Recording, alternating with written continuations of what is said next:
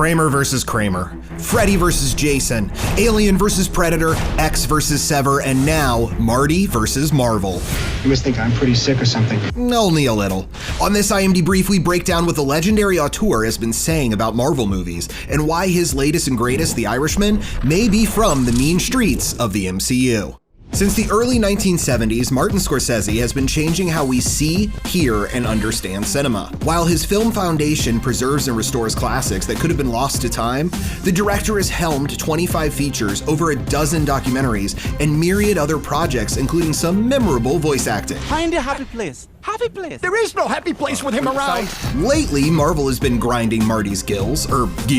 An interview in which Scorsese referred to the $22 billion comic book franchise as not cinema and closer to theme parks than movies drew responses from MCU directors like Jon Favreau and James Gunn, as well as Avengers Chris Evans and Scarlett Johansson. I don't judge people on their worst mistakes. In early November 2019, Scorsese defended and explained all that shade in the New York Times, right as his new film, The Irishman, opened in New York and LA for awards consideration. You're not afraid of tough guys, are you? I didn't think so. Now, a film feud like this is great publicity for the premiere and to keep us talking about Marvel and Marty all the way up through the 2020 Oscars, where Avengers Endgame and The Irishman will likely go toe-to-toe for Best Picture. I know you read a lot of things about me. I just want to say I'm sorry. And despite Scorsese's claim that one is cinema and the other is not, the two movies have similarities that we can't ignore. I mean, just look at the two casts. In the same way that Endgame pulled together stars and sideliners from 22 films, Scorsese has assembled career-long collaborators Joe Pesci and Robert De Niro. That's entertainment. With one big fish who even Scorsese had considered unreachable. Hiya, Frank. This is Jimmy Hoffa. Glad to meet you. Well, Hoffa's been unreachable since he vanished in 1975, but we're talking about Al Pacino, who breathes new life into the labor leader and his mysterious disappearance. With The Irishman, Scorsese seeks to solve the unsolvable case with a film that spans over a half-century of a hitman's greatest hits. You ever hit anybody? On a job? Yeah. I don't think so.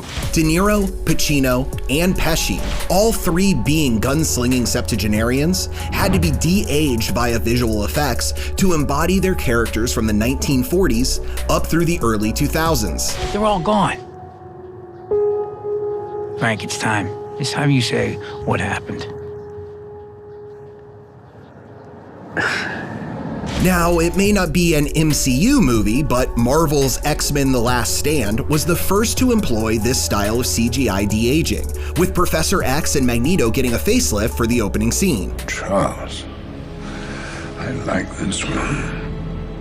2019's Captain Marvel and Avengers Endgame both advanced de-aging to an art form for the MCU, while Scorsese found that the process took months and millions to perfect on his epic Irishman. We're going to war with these people. Now, Scorsese has worked in nearly every genre, but he'll be remembered for his mafioso masterpieces, super-heroic stories of Italian-American crime bosses shaping America, intermingling true accounts from the mean streets with and without historical accuracy to create our country's, specifically New York's, violent origin story. As far back as I can remember, I always wanted to be a gangster. And come on, nobody does violent origin stories quite like Marvel. Scorsese almost worked on one himself for comic book competitor DC, but instead decided to focus on finishing The Irishman.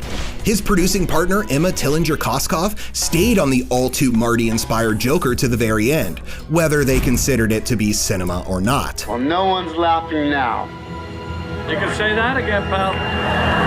Lastly, we can't help but notice a certain New York watering hole that's popped up in 3 Scorsese pictures and a slew of others, including one Pacino venture with director Brian De Palma. Don't you appreciate that? The movement, the rhythm. The Copacabana is like Marvel's Stark Tower, a common space for MCU members to meet and make merry, or in the case of Goodfellas, for Martin Scorsese to bring together his players in one of cinema's most incredible long-take tracking shots. And he pays homage to this shot in an opening scene in the nursing home in The Irishman. They took care of that thing for you. Marty and Marvel have some common threads, and the sheer career-capping scale of The Irishman leaps off the screen, much like Endgame's spectacle brought in billions for Marvel. That's why we consider The Irishman to be an integral piece of the mobster cinematic universe, one that Scorsese has been developing for decades, alongside a few mafia movie legends. Get the fuck out of here, Tommy. I almost For more trending tales from every cinematic universe, stay glued to imdb.com/imdbrief.